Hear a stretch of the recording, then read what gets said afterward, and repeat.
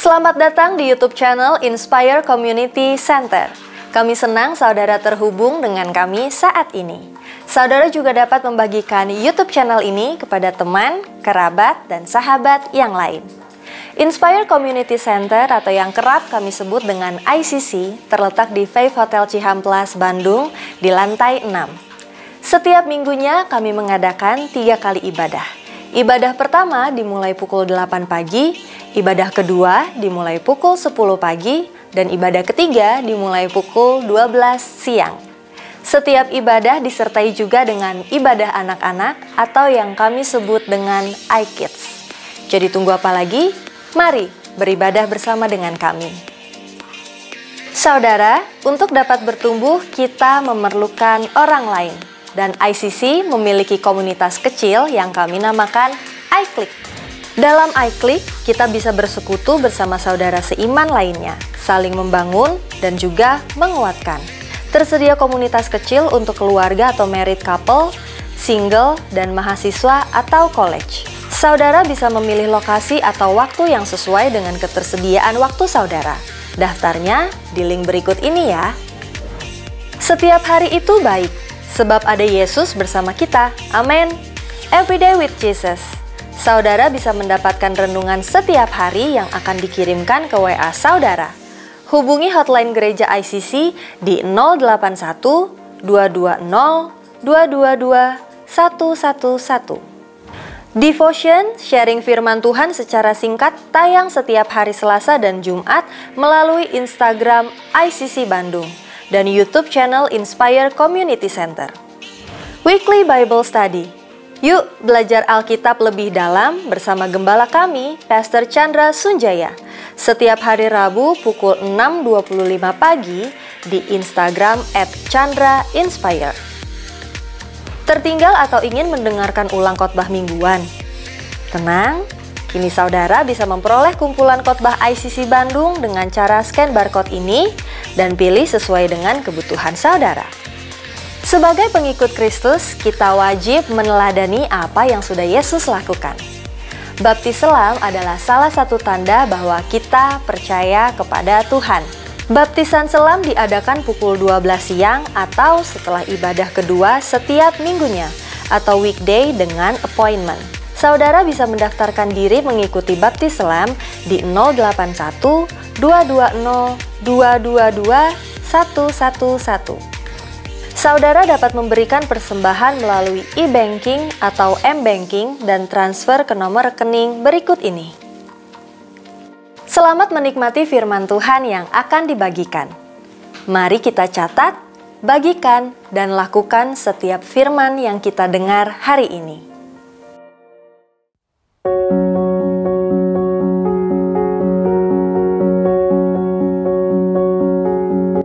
Waktu itu usia saya 11 tahun. Saya waktu itu mulai menyukai sepak bola. Sampai pada akhirnya ya saat itu saya ingin menjadi pemain sepak bola profesional. Tapi orang tua saya waktu itu tidak mendukung dan lebih mengarahkan saya untuk udah fokus aja di sekolah, beresin kuliah. Dan akhirnya singkat cerita saya bekerja di sebuah bank. Ya semenjak itu saya melihat sepak bola, memainkan sepak bola sebatas hobi.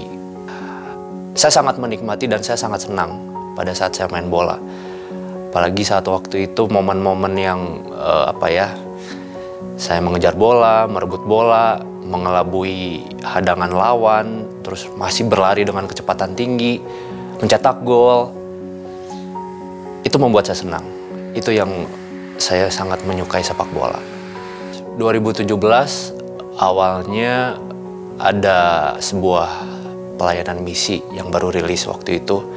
Dan kebetulan I Can Serve itu mencari seorang pengajar futsal untuk ngajar futsal, ekskul futsal di salah satu sekolah negeri di Bandung. Nah, berita itu nyampe ke istri saya dan istri saya menawarkan pekerjaan itu ya sebagai pengajar futsal. Dan saya akhirnya menerima itu dan saya mulai melayani di I Can Serve ICC. Saya dapat fakta, saya dapat info dari tim I Can Serve bahwa nanti anak-anak SD negeri itu yang saya akan layani di futsal, di ekskul futsal itu, dia terbiasa hidup dalam tanda kutip keras ya. Jadi melalui permainan futsal, melalui latihan futsal, saya bisa menularkan karakter Yesus Kristus. Karena dan kebetulan juga anak-anak di sana olahraga futsal lagi mereka sukai. Setelah melayani di I Can Serve, menjadi tenaga pengajar futsal di sekolah dasar negeri di Bandung itu, saya merasakan banyak pintu-pintu berkat terbuka. Dan kebetulan di 2020, awal dari pandemi COVID itu, ada teman komsel saya, teman iClick saya, sebelumnya dia udah mengajar basket, dia punya akademi basket, dan mengajak saya untuk, yuk kita bikin akademi mini soccer atau futsal, saya yang akan mengajar. Dan setelah itu, sampai sekarang itu jadi titik balik yang tadinya sebelumnya saya bekerja sebagai pegawai bank, dan sampai saat ini saya menjadi menekuni sebagai pelatih soccer, pelatih futsal, pelatih sepak bola. Dan sampai saat ini puji Tuhan berjalan dengan baik. Ya, setelah saya pelayanan di I Can Serve, saya semakin memahami bahwa hidup saya bukan saya lagi. Bahwa hidup saya ada untuk rancangan Tuhan, untuk tujuan Tuhan. Saya menjalankan kehidupan saya ya untuk rancangan dan tujuannya Tuhan dalam kehidupan saya. Saya ingin mengajak saudara untuk merenungkan setiap rancangan dan tujuan Tuhan dalam hidup kita. Pada saat kita berserah, pada saat kita fokus dengan rancangan Tuhan dalam hidup kita, pasti Tuhan berikan kekuatan, berikan kemampuan kepada kita. Dan ada pintu-pintu berkat yang Tuhan bukakan untuk kita. Jadi pada saat kita menyerahkan diri kita untuk melayani Tuhan, pasti Tuhan akan berikan jalan.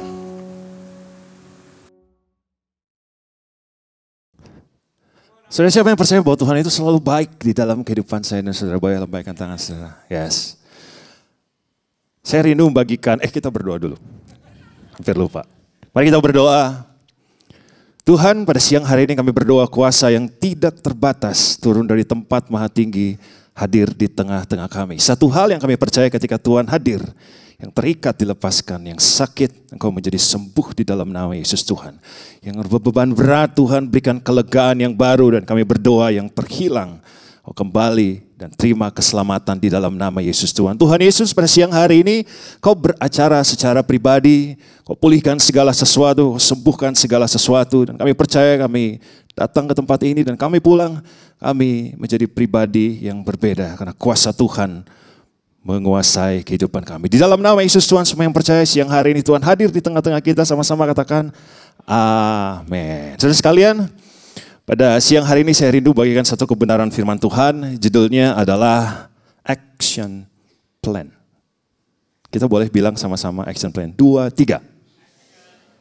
Action plan. Action plan itu adalah langkah-langkah strategis yang kita perlu lakukan untuk mencapai satu tujuan. Jadi kalau kita punya plan, kita punya rencana, buat, terjemahkan, uraikan itu di dalam action plan. Supaya action plan itu kita pakai langkah-langkahnya untuk mencapai tujuan. Dan itu berhubungan dengan kebenaran firman yang saya rindu bagikan pada siang hari ini. Hari Kamis kemarin kita merayakan yang namanya kenaikan Tuhan Yesus Kristus. Kalau kita berbicara tentang kenaikan Tuhan Yesus Kristus, itu tidak bisa dipisahkan dengan yang namanya amanat agung. Dan amanat agung itu juga tidak bisa dipisahkan dengan yang namanya melayani. Saudara, bulan ini, bulan Mei, Gereja ICC Bandung punya tema bulanan yaitu melayani. Nah, saudara sekalian, saya akan mulai dengan satu ayat bersama-sama. Ayat ini adalah seperti ini. Suatu kali ada dua orang perempuan bernama Maria Magdalena dan Maria yang lain. Dua orang ini mengunjungi kubur Yesus. Tapi kubur itu kosong. Saudara, pada waktu itu orang yang disalib bangkit tidak pernah terjadi. Jadi waktu kubur kosong, itu the first time orang yang disalib bangkit. Penebus kita bangkit, amin. Nah, saudara, sudah pasti Maria Magdalena dan Maria yang lain, mereka kaget, mereka shock luar biasa. Kemana jenazah Yesus? Dicuri orang kah? Atau kemana kah? Nah, saudara, singkat cerita, mereka pulang. Yesus menampakkan diri kepada Maria Magdalena dan Maria yang lain. Mungkin sudah pernah dengar cerita ini. Kita baca ayatnya bersama-sama. Matius 28 ayat yang ke-10. Kita baca bareng-bareng ya, dari depan sampai belakang. 1, 2, 3.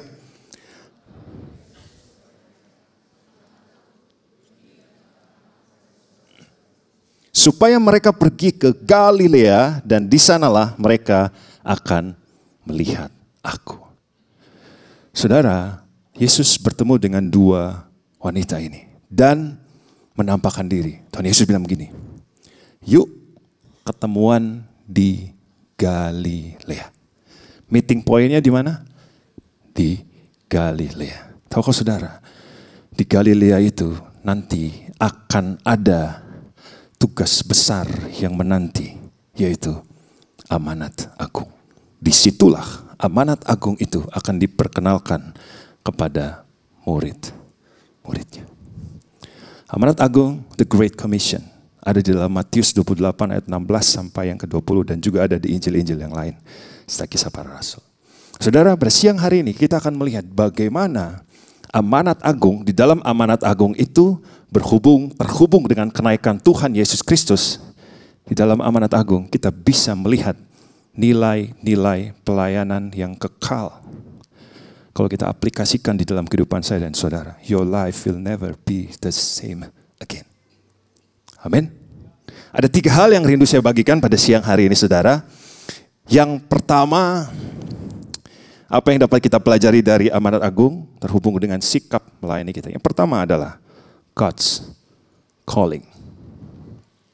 God's calling. Panggilan Tuhan. Matius 28 ayat 16. Ini adalah poin yang pertama, God's calling.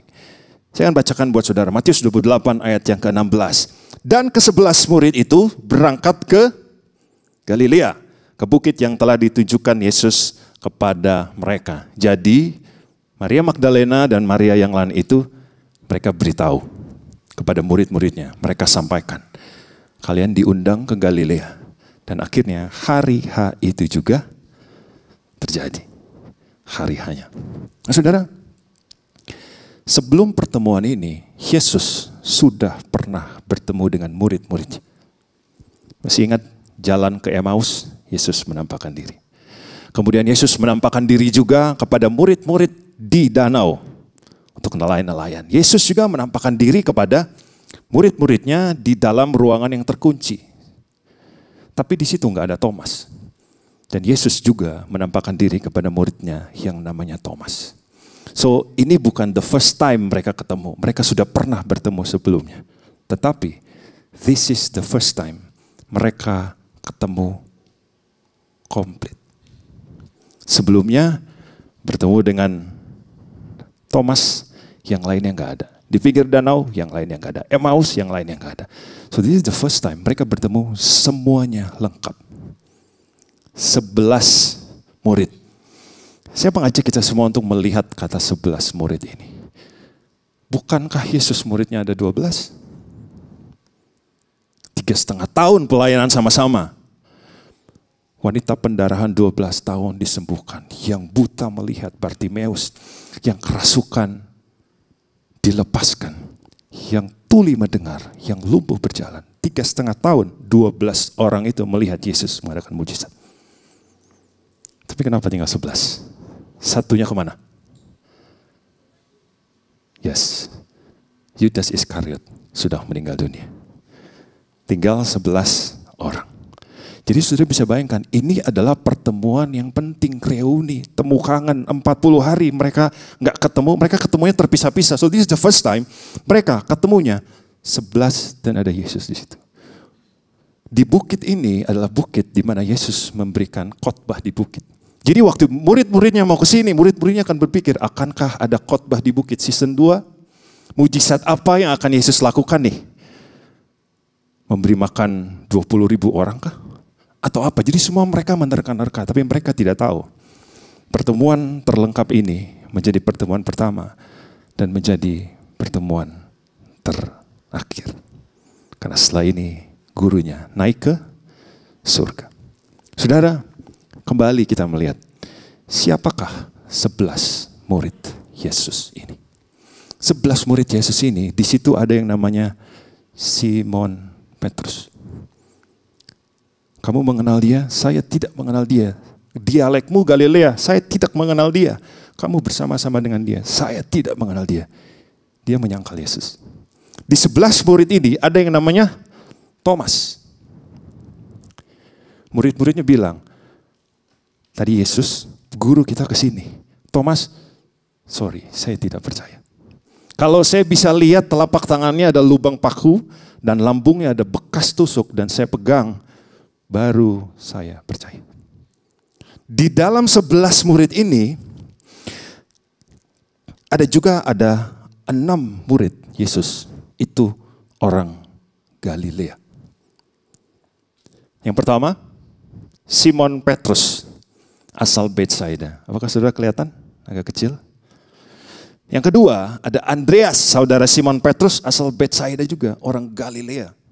Ketiga, ada Yakobus anak Zebedeus asal Kapernaum, Galilea juga. Keempat, Yohanes saudara Yakobus asal Kapernaum, Galilea juga. Ada Filipus asal Betsaida, Galilea juga.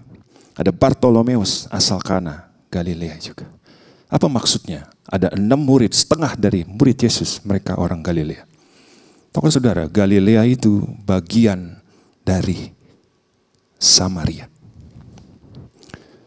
Samaria itu adalah wilayah di mana Yahudinya, keisraelannya sudah tidak 100%.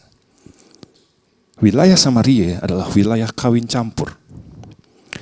Dan orang Yahudi 100% setiap melihat orang Samaria, orang Galilea tidak dianggap, diremehkan. Sorry, mereka jijik kepada orang Samaria. Karena mereka bukan Yahudi 100%, mereka sudah kawin campur. Ada 6 murid Yesus di situ. Ada satu lagi saudara, Markus 14 ayat 50. Waktu itu perikopnya waktu Yesus ditangkap.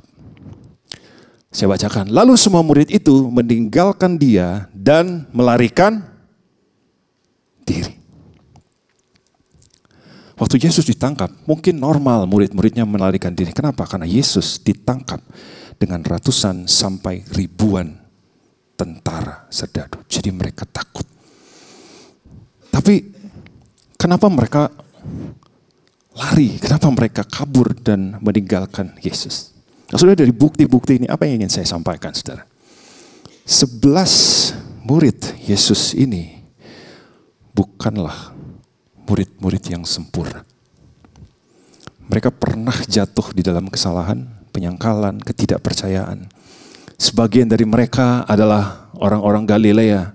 Orang Galilea itu, orang Samaria, kalau mereka ngomong, nggak akan dianggap. Secara kehidupan, mereka tidak ideal, saudara. Jadi kalau mereka mau ngomong apa, susah. Nggak akan didengar, suaranya tidak akan didengar. Kemudian murid-murid ini juga pernah waktu Yesus ditangkap, mereka meninggalkan dia dan melarikan diri. Kenapa nggak radikal gitu, pasang badan aja. Waktu Yesus ditangkap nggak usah kabur, nggak usah lari, pasang badan aja. Kenapa nggak seradikal itu? Sayangnya mereka tidak seberani itu. Mereka kabur dan semua muridnya meninggalkan dia dan melarikan diri. Waktu meeting point di Galilea, murid-murid ini yang bertemu dengan Yesus.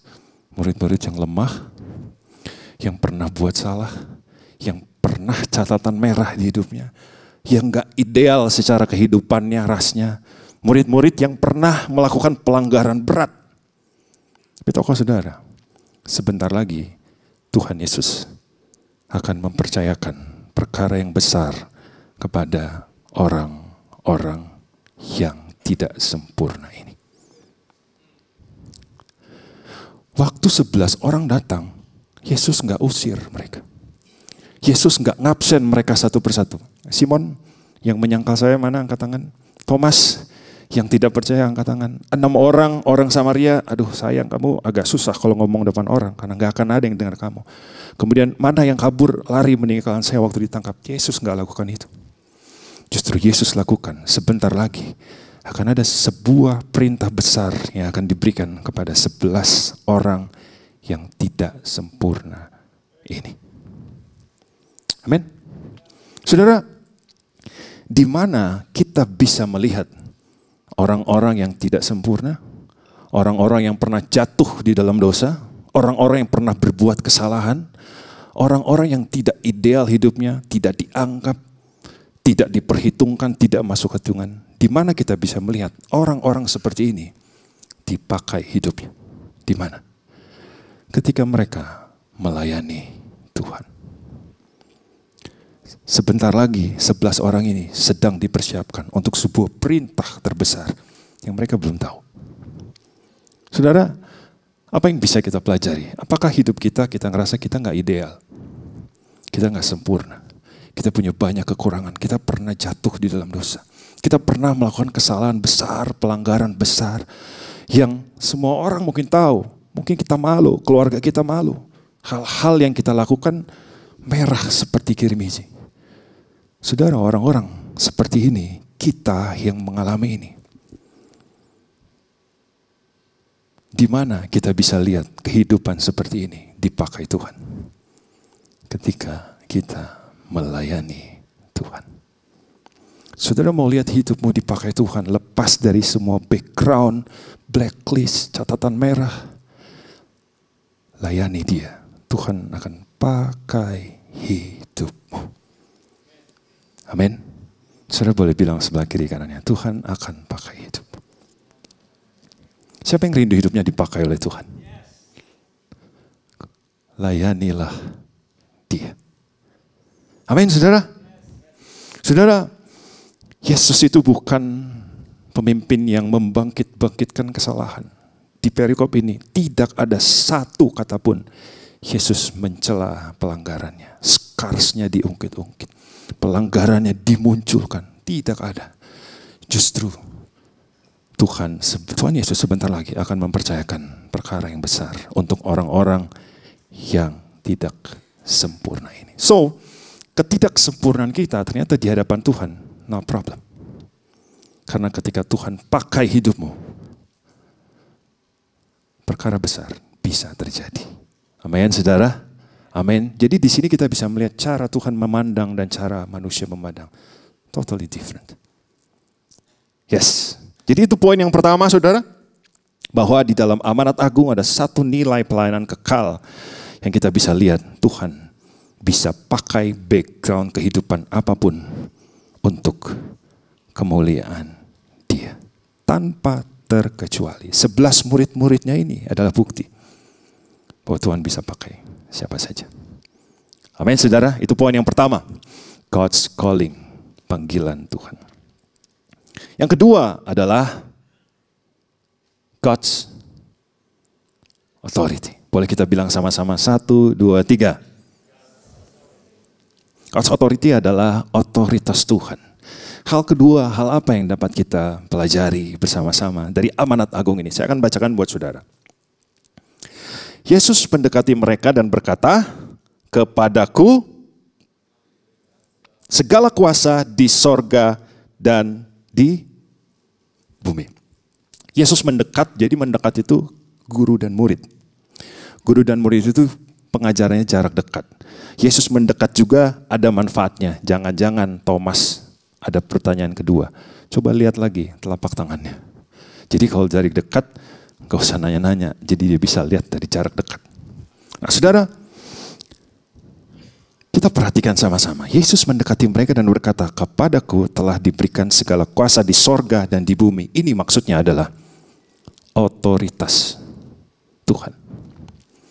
Otoritas Tuhan itu apa? Otoritas adalah hak resmi. Jadi hak resmi segala tindakan yang akan Tuhan pakai itu semuanya ada di tangannya. Jadi suka-sukanya Tuhan apa yang dia mau lakukan. Dan kita akan lihat otoritasnya di ayat ini, dia pakai, Tuhan Yesus pakai untuk apa? Tuhan Yesus pakai untuk ini, saudara.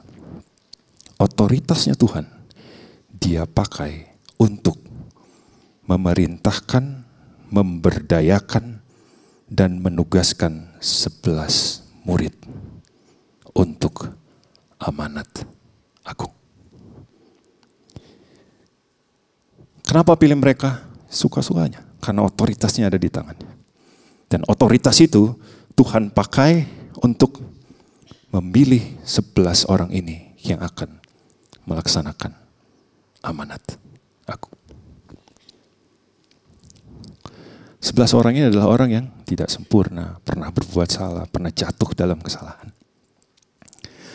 Kemudian ayat berikutnya, moment of truth.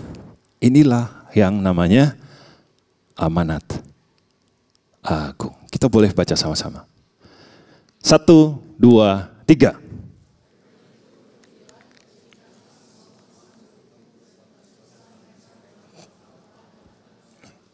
Mungkin kita sering banget dengar ini. Dari kecil kita belajar sekolah minggu, kita sering banget dengar. Kita bacanya pasti seperti ini. Karena itu pergilah, jadikanlah semua bangsa muridku dan baptislah mereka dalam nama Bapa dan Anak dan Roh Kudus. Saudara, ini bukan pertama kali murid-muridnya melakukan. Sebelumnya murid-muridnya sudah pernah melakukan ini. Jadi murid-muridnya sudah pada pergilah. Overseas, ke luar negeri udah pernah. Bersama Yesus mereka sudah pernah ke Decapolis. Itu di luar Israel. Itu kurang lebih seperti Yordania. Tapi nggak terlalu jauh. Kemudian murid-muridnya pernah membaptis. Ada di Yohanes 4. Mereka juga pernah mengajar karena Yesus pernah mengutus mereka. Dan mereka juga pernah menjadikan murid. Nah saudara, kalau kita baca sekali lagi, karena itu pergilah, jadikanlah semua bangsa muridku dan baptislah mereka dalam nama Bapa dan Anak dan Roh Kudus. Dan ajarlah mereka melakukan segala sesuatu yang telah kuperintahkan kepadamu. Kita membacanya seperti itu. Tapi tahukah saudara, bukan kayak gitu bacanya. Saya akan perkenalkan kepada saudara tata bahasa Yunani. Kita bacanya salah seperti itu. Di dalam ayat ini ada 2 modus. Pertama adalah modus partisip dan modus imperatif. Ini agak belajar tata bahasa sedikit ya, nggak apa-apa ya. Amin. Modus partisip itu adalah menerangkan kata kerja dari kalimat utama. Jadi partisip itu bukan yang terutama. Ada yang disupport sama partisip. Tapi modus imperatif ini adalah kata perintah kerja yang utama. Kita akan lihat yang manakah di dalam amanat agung ini yang menjadi partisip dan mana imperatif. Partisip itu adalah pergilah, baptislah, dan ajarlah. 3 kata ini bukan yang terpenting. Yang terpenting adalah ini, modus imperatif. Jadikanlah semua bangsa muridku. Jadi cara membaca amanat agung adalah ini. Pergilah, baptislah, ajarlah segala bangsa untuk menjadi murid Kristus. Amin. And I thank God. Saya bersyukur kepada Tuhan. Saudara tahu visi gereja ini apa? Menjadi murid Yesus yang berhasil dan berdampak. Ini sangat biblikal. Di dalam amanat agung, menjadikan murid itu adalah jantung dari amanat agung. Pergilah, baptislah, ajarlah, itu hanya pendukungnya. Tapi menjadikan murid, itu adalah jantung dari amanat agung. Dan puji Tuhan, gereja ini visinya adalah menjadi murid Kristus. Thank you, Pastor. Nah, saudara, berarti ini evaluasi buat kita. Tujuan dari kekristenan itu sebenarnya adalah menjadi murid. Pertanyaannya, apakah kita sudah menjadi murid? Kita bisa jawab sih. Nah, apa sih arti dari menjadi murid? Apa sih arti dari menjadi murid? Menjadi murid, jawabannya ada di sini, saudara. Matius 28 ayat 20. Dan ajarlah mereka melakukan segala sesuatu yang telah kuperintahkan kepadamu. Maksudnya apa? Untuk menjadi murid Kristus, Tuhan Yesus memerintahkan murid-muridnya, ajarlah mereka segala sesuatu yang kuperintahkan. Kalau yang tidak diperintahkan, jangan diajarin. Yang sesat-sesat, jangan diajarin.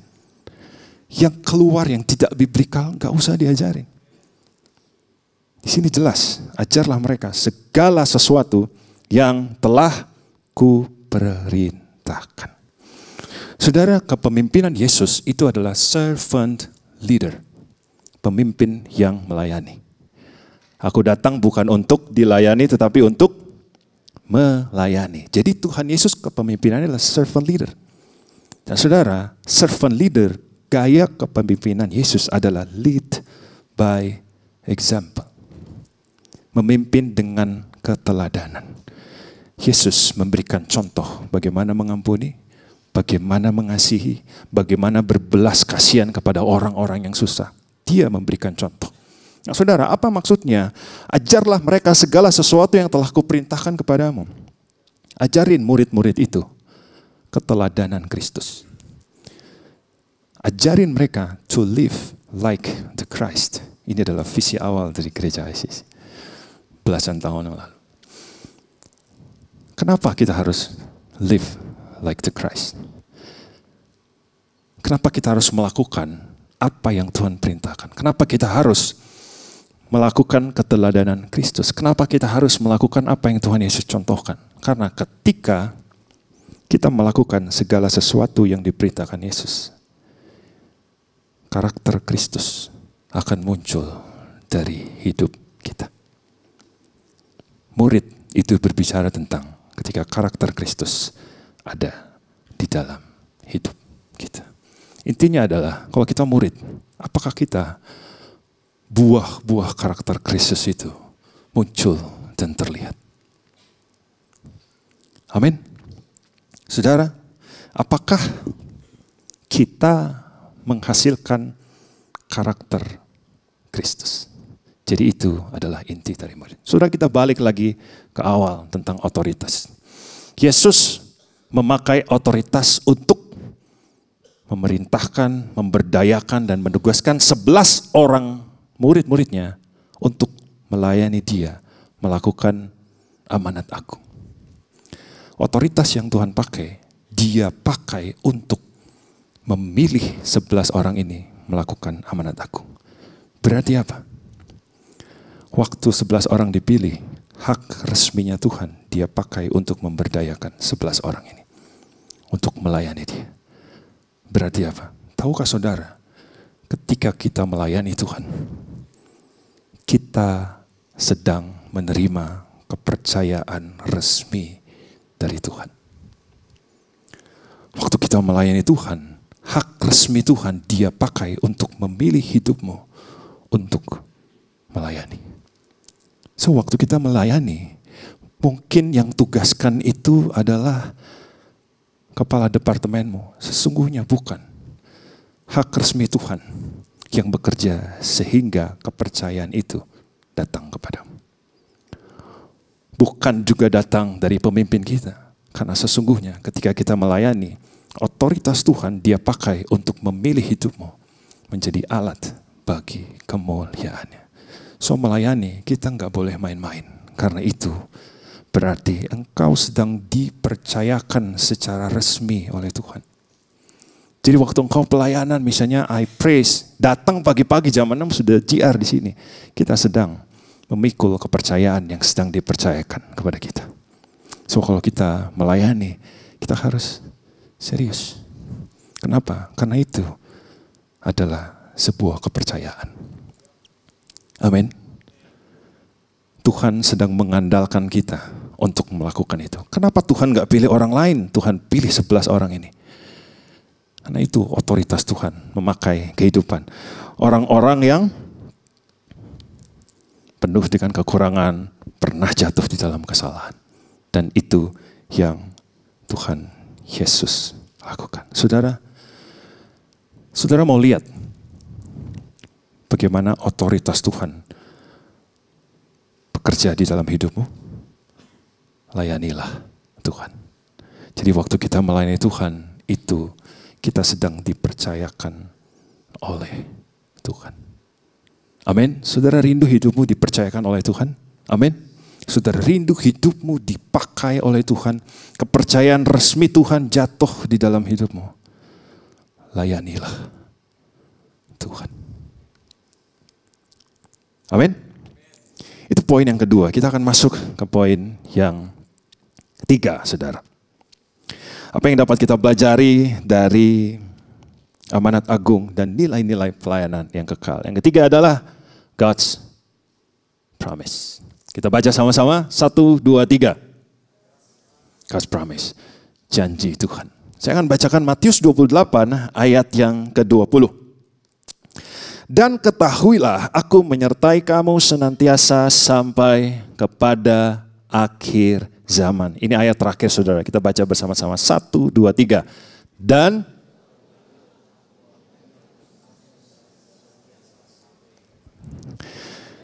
kita nggak usah tanya bagaimana cara Tuhan menyertai. Itu pasti luar biasa. Itu pasti supranatural. Itu pasti ajaib. Itu pasti dahsyat. Dia hebat.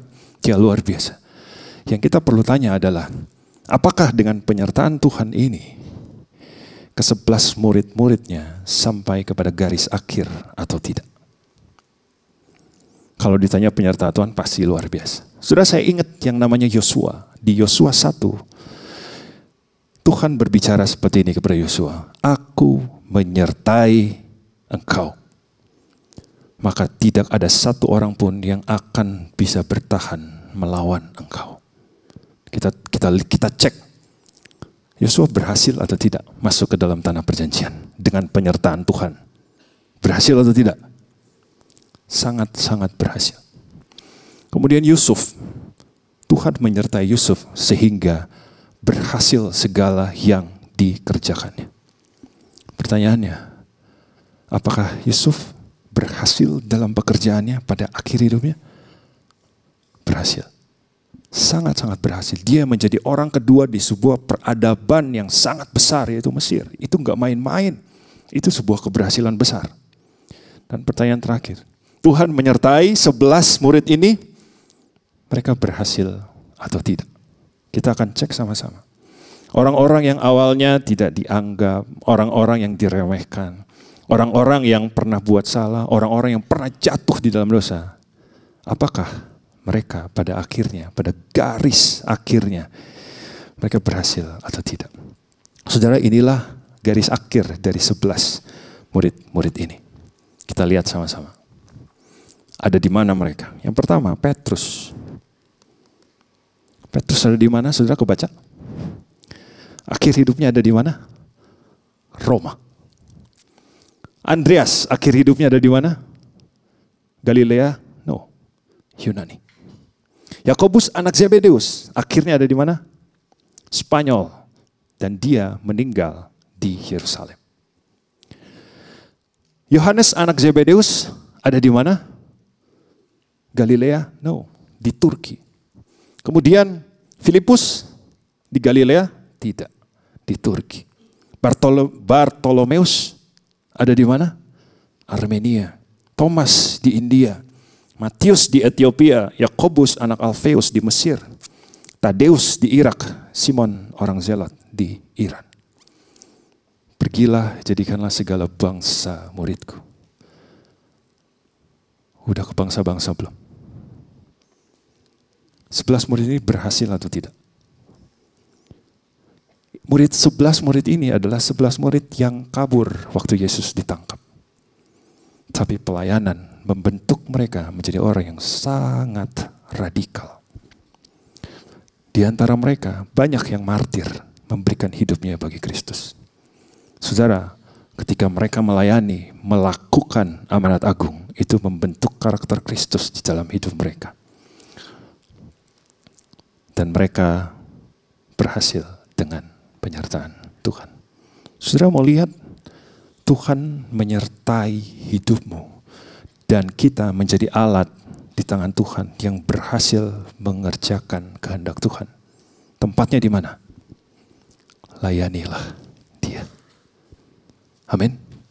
Ketika kita melayani Dia, kita akan disertai Tuhan dan kita menjadi alat untuk mengerjakan kehendak Tuhan. Orang yang sederhana, orang yang tidak sempurna, orang yang punya banyak kesalahan, kekalahan, hidupnya pernah gagal, di tangan Tuhan menjadi alat yang indah. Amin, saudara?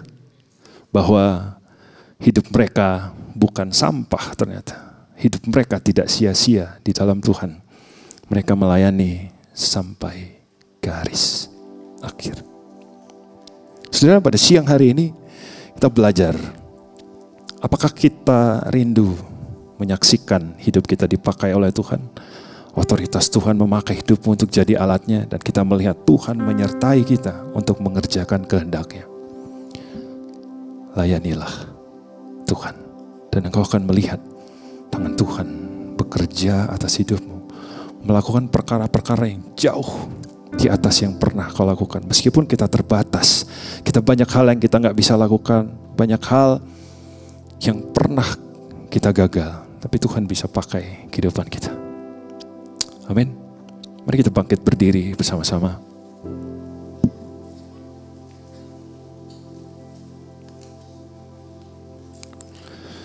Mari siang hari ini kita datang secara pribadi di hadapan Tuhan. Apakah engkau terpanggil untuk melayani Tuhan?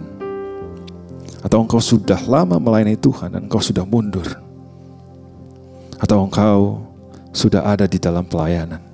Saudara, pada siang hari ini, kisah tentang amanat agung menjadi evaluasi untuk kekristenan kita. Banyak yang bisa kita renungkan. Apakah kita sudah menjadi murid Kristus? Apakah karakter Kristus sudah ada di dalam kehidupan kita? Apakah ada kerinduan di tengah keterbatasan kita? Kita punya kerinduan, Tuhan, saya mau Tuhan pakai hidup saya. Saya rindu Tuhan pakai hidup saya untuk jadi berkat untuk banyak orang. Hidup saya membawa kemuliaan bagi nama Yesus Tuhan. Maka saudara melayani Tuhan. Kalau ada kerinduan, Tuhan, saya rindu Tuhan. Otoritas Tuhan bekerja di dalam hidupku. Dan Tuhan menyertai kehidupanku. Tuhan Yesus, pada siang hari ini kami berdoa di dalam nama Yesus Tuhan. Kobarkan hati yang rela melayani. Hati yang mencintai Engkau, mencintai jiwa-jiwa, mengasihi jiwa-jiwa. Membawa orang-orang terhilang ke hadapan Tuhan. Ada belas kasihan akan jiwa-jiwa di hati kami semua. Kami mengasihi Tuhan, kami mengasihi jiwa-jiwa. Dan saat ini Tuhan, kami berdoa berikan hati yang baru. Karena Tuhan mencari orang-orang untuk menjadikan murid. Dan Tuhan bisa temukan itu di dalam kami. Tuhan Yesus, pada siang hari ini Roh Kudus Kau bekerja menerjemahkan segala sesuatu kebenaran pada siang hari. Buat kami mengerti, buat kami memahami isi Tuhan. Dan terus menerus Engkau berbicara, memberikan rema dalam hidup kami. Terima kasih Tuhan Yesus. Bagimu segala pujian, hormat, dan kemuliaan hari ini sampai selama-lamanya. Semua yang percaya, mari sama-sama katakan. Amin. Kita beri tepuk tangan yang meriah bagi nama Tuhan. Amin.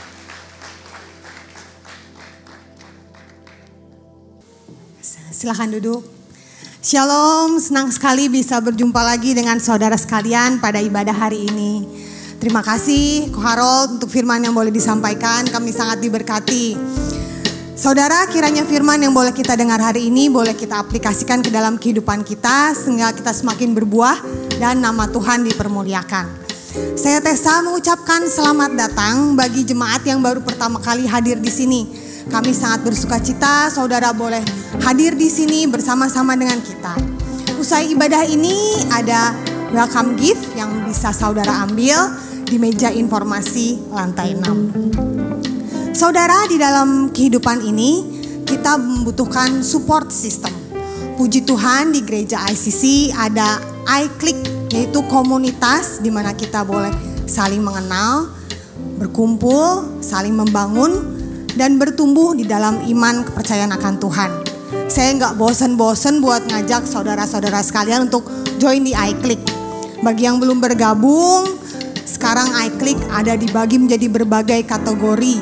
Anda boleh memilih yang sesuai dengan kategori sekalian untuk kategori usia, status, dan lokasi. Yuk daftar iClick di meja informasi abis ini ya. Kemudian menjawab panggilan yang sudah disampaikan oleh Ko Harold tadi ya, action plan. Kami juga rindu untuk mengajak saudara semua untuk pelayanan di gereja ICC. Di gereja ICC ada 20 departemen pelayanan. Saudara bisa pilih pelayanan yang cocok dan sesuai dengan talenta saudara semua. Kalau masih bingung nih pelayanannya mau apa, boleh tanya-tanya di meja informasi, kemudian langsung daftar. Terkait dengan pelayanan selanjutnya, iClick dan I Can Serve akan mengadakan pelayanan misi. Pada hari Sabtu tanggal 18 Mei 2024, kami akan mengunjungi ke SOS Children Village Kinderdorf. Di sana kami akan memberikan pelatihan keterampilan ya. Jadi ada pelatihannya macam-macam. Ada pelatihan olah vokal, ada pelatihan dance, pelatihan content creator, ada juga olahraga, masak, dan lain-lain. Kami mau mengajak saudara untuk bersama-sama melayani, bisa sebagai mentor disesuaikan dengan talenta saudara semua. Atau bisa juga dalam bentuk dukungan dana ke nomor rekening yang tertera di layar. Untuk informasi lebih lanjut bisa menghubungi saudari Francisca. Informasi berikutnya adalah dari komunitas wanita WOW. Minggu depan, tanggal 14 sampai 16 Mei, hari Selasa, Rabu, Kamis, komunitas WOW akan mengadakan pembinaan wanita bijak. Siapa nih yang udah daftar? Ada 8 topik bahasan yang akan digali lagi untuk menjadi wanita yang lebih bijak lagi. Kiranya dengan ikut ini kita bisa menjadi wanita yang berdampak, gak cuma bagi keluarga kita, juga sebagai pribadi, pelayan Tuhan, istri, dan sebagainya. Hari ini adalah hari pendaftaran terakhir, jadi bagi yang mau daftar, ayo mari cepetan. Informasi terakhir saya sampaikan bagi orang tua yang mau melakukan penyerahan anak. ICC akan melayani ibadah penyerahan anak pada hari Minggu tanggal 19 Mei 2024 pada ibadah kedua jam 10. Saudara boleh mendaftarkan melalui link pendaftaran berikut ataupun melalui hotline ICC. Sekian informasi hari ini, jemaat saya undang untuk bangkit berdiri, kita akan menerima berkat Tuhan.